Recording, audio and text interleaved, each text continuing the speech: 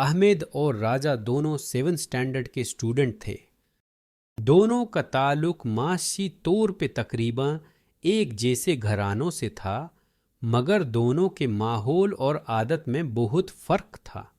राजा कदरे सुलझा हुआ और बरून की बात समझ कर मानने वाला लड़का था, जबकि अहमद बिगड़ा हुआ और अपनी मनमानी करने वाला बचा था। राजा उसे बहुत समझाता, मगर अहमद उसकी एक भी न सुनता। फिर भी राजा उसकी बुरी बातों को नज़रअंदाज करके उसकी इस्लाह में मसरूफ रहता। एक दिन अहमद ने राजा से बाजार चलने को कहा, तो दोनों शाम में बाजार चले गए। वहां जाकर अहमद ने बहुत से पटाखे और आतिशगीर मवाद खरीदा। ये क्या अहमद, ये सब सामान तुमने क्यों खरीदा है? अरे यार, नया साल आ रहा है ना, और मेरे कजिन की शादी भी है। हाँ, तो नए साल और शादी का इन सब चीजों से क्या ताल्लुक? और अब तो आतिशबाजी पे पाबंदी भी लग चुकी है। वही काम करने में तो मजा है जिस पे पाबंदी हो। और वैसे भी इंसान अपनी खुशी के मौके पे इन्हीं चीजों से तो अपनी खुशी और जज्बत का इजहार करता है। तुम देखना, मैं शादी पे और नए साल पे कैसी रौनक करता हूँ। मसलन कैसे रौनक करोगे तुम?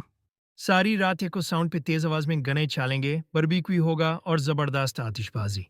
और ये तेज आवाज सुनकर इर्द गिर्द के लोगों को कितनी तकलीफ होगी। कल ही हमारे मोहल्ले में ऐसी ही एक इवेंट था। सारी रात जागने की वजह से मेरे दादाजी का ब्लड प्रेशर हाई था आज। अरे यार, ये सब चलता है, होता रहता है। अरे मेरे शरीफ भाई, ऐसा करना, इस बार नए साल की सेलिब्रेशन पे तुम भी हमारे साथ रहना। देखना कितना एंजॉय करोगे। मुझे माफ करो, बल्कि मेरी बात समझो। अल्लाह ने हमें यह जिंदगी, ये साल, ये महीने, ये खुशियां इसलिए नहीं दी हैं कि हम इन्हें यूं आतिशबाजी और मखलूक खुदा को तकलीफ देकर गुजारें। मेरी मानो, तुम भी बाज आओ, ये भी नुकसानदेह है। अच्छा मेरे भाई, सोचूंगा, अभी तो मेरी जान छोड़ो। कुछ अरसे बाद अहमद के कजन की शादी थी, जिसके लिए वो पुरजोश था और बहुत तैयारी कर रखी थी। उसकी इस तैयारी के हवाले से राजा ने उसे बहुत समझाया, मगर अहमद ने एक न सुनी। मगर कुदरत को कुछ और ही मंजूर था। अहमद पटाखे और आतिशबाजी में मसरूफ था कि एक पटाखा उड़कर सजावट पे लगा और इसकी वजह से आग लग गई, और उसी आग ने अहमद और कुछ लोगों को अपनी लपेट में ले लिया।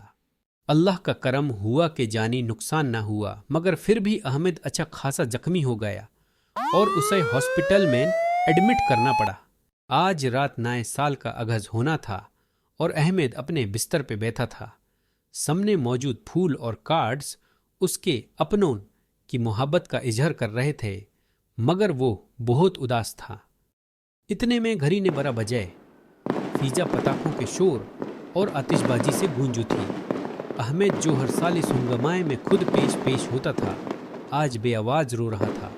इतने में राजा अपने अबू के साथ हाथों में फूल लिए अंदर दाखिल हुआ और अहमद को रोता देखकर तेजी से उसकी जनीब बढ़ गया।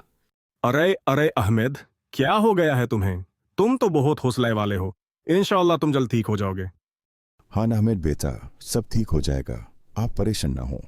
नहीं अंकल, मैं अपनी बीमारी की वजह से नहीं रो रहा। यह नदामत के आंसू हैं। तुमने मुझे कितना समझाया था, मगर मैं ना मना। हमेशा मैं दूसरों को तकलीफ देता रहा, मगर मुझे एहसास ना हुआ। मगर आज खुद पे बीती तो मुझे पता लग रहा है। मैं तो तुम्हें समझाता था, मगर तुम सुनते ही नहीं थे। जी बेटा, नया साल अल्लाह की तरफ से दिया गया तोहफा है, वक्त का तोहफा, जिसे हमें कदर से गुजारना है। माजी में की गई बुरी चीजें छोड़नी है और मुस्तकबिल अच्छा बनाना है। जी अंकल, अब आइंदा से बिल्कुल ऐसा ही करूंगा और हमेशा वक्त के तोहफे की कदर करूंगा इंशाअल्लाह। तो फिर इस सब का क्या होगा? किसका? पटाखे और आतिशबाजी का सामान का? तौबा करो भाई,